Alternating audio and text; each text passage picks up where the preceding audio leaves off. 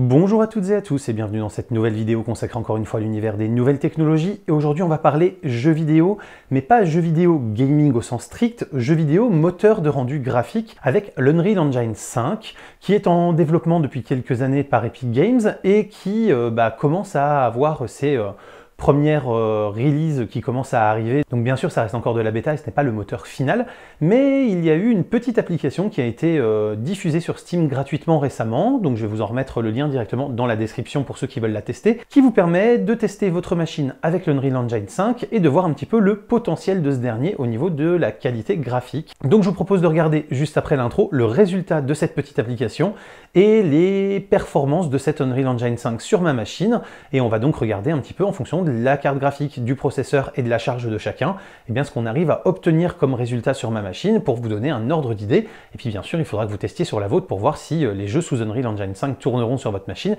et avec quelle performance et quel rendu graphique. Mais donc on regarde tout ça juste après l'intro pour se rendre un peu compte du potentiel.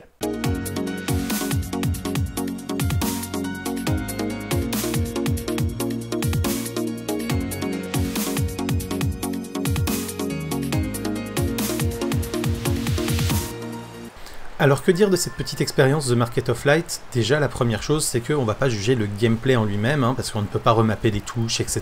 Donc c'est quand même pas super agréable à jouer, il faut être honnête en termes de réaction. On ne peut pas changer la sensibilité de la souris, sauf si on a une souris qui permet de changer la sensibilité. Bref, la partie gameplay on va pas vraiment en parler.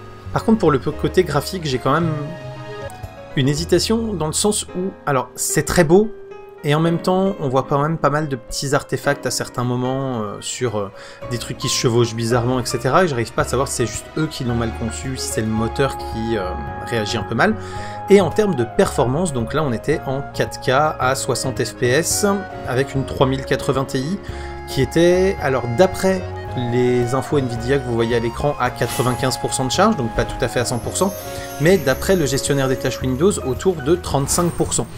Donc je ne sais pas qui croire, entre Nvidia qui me dit qu'elle est à 95% mais qui n'est même pas foutu de me donner le nombre d'images par seconde, et Windows qui me dit qu'elle est à 35% mais qui pareil ne me donne pas plus de détails que ça. J'aurais quand même tendance à croire Nvidia en termes de charge, puisque la carte pompait environ 400 watts, ce qui est à peu près son TDP maximum, puisqu'elle est donnée pour 420 watts maxi. Donc j'aurais tendance à croire que c'est Nvidia qui a raison sur sa propre carte, et que c'est bien 95% de charge.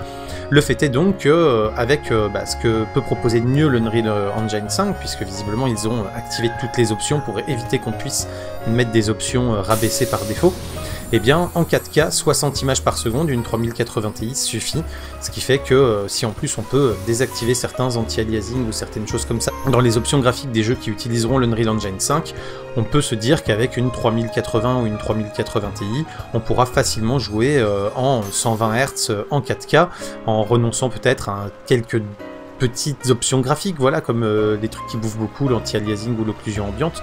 Mais à côté de ça, voilà, si ça permet d'avoir une 4K fluide, même pour les jeux un peu évolués en termes de rythme, à savoir des FPS ou des choses comme ça, et avec des graphismes aussi beaux, parce que là, franchement, par contre, au niveau qualité graphique pure, on voit que la gestion des lumières est super sympa, que ce soit en termes de reflets, en termes d'ombre, en termes de, voilà, de gestion des lumières qui vont aller se refléter sur telle ou telle texture, transparaître à travers telle ou telle texture.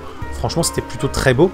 Et puis, on se rend bien compte aussi que on voit pas un seul pixel, que les textures sont hyper propres, hyper belles, presque photoréalistes à certains moments, et donc ça présage quand même du meilleur pour cette Unreal Engine 5, en sachant que là on est vraiment sur les tout premiers dev kits qui sont publiés, donc on n'est vraiment pas sur un moteur qui est totalement finalisé, donc il y aura sans doute encore des optimisations, aussi bien par Epic au niveau du moteur, que par Nvidia ou AMD après pour mieux le gérer au niveau de leur carte graphique. Donc ça présage quand même du meilleur, parce que ça laisse imaginer des qualités graphiques dans les jeux dans les prochaines années qui, si vous avez des RTX 3060, 3070, 3080, 3090, en fonction de si vous jouez en Full HD, en 2K ou en 4K, vous allez pouvoir avoir des super qualités graphiques, et ça donne vraiment envie de voir les premiers jeux AAA exploiter ce genre de moteur et ce genre de qualité, parce qu'on risque d'avoir quelque chose de particulièrement beau. Et donc voilà pour l'Unreal Engine 5, donc clairement c'est super joli, ça donne quand même assez envie, on arrive à avoir du photoréalisme, y compris avec des définition quand même assez grosse et un framerate qui reste quand même assez soutenu. Alors certes, j'ai une très grosse carte graphique, mais ça marche quand même plutôt bien. Avec le futur anti-aliasing assisté par l'IA de Nvidia qui va arriver et qui va fonctionner un peu comme le DLSS, franchement, je pense qu'il y a des vrais gros potentiels sur ce genre de moteur de rendu. J'espère que cette vidéo vous a plu et vous a appris des choses. Si c'est le cas, n'hésitez pas à la commenter, la liker, vous abonner et partager. C'est le fameux clap. Le Tipeee, le Utip pour soutenir financièrement, vous connaissez le principe. Vous pouvez aussi maintenant rejoindre la chaîne. Vous avez un petit bouton rejoindre si vous voulez pas passer par une autre plateforme mais soutenir la chaîne financièrement. Ça marchera pareil. Vous aurez un abonnement tous les mois qui est arrêtable à tout moment. Donc n'hésitez pas. Et quant à moi, je vous dis à très bientôt pour plein de prochaines vidéos photos, techno, informatique et jeux vidéo qui font le contenu de la chaîne au quotidien. D'ici là, continuez de rester curieux et de regarder des vidéos sur YouTube. Salut à tous. Bye bye.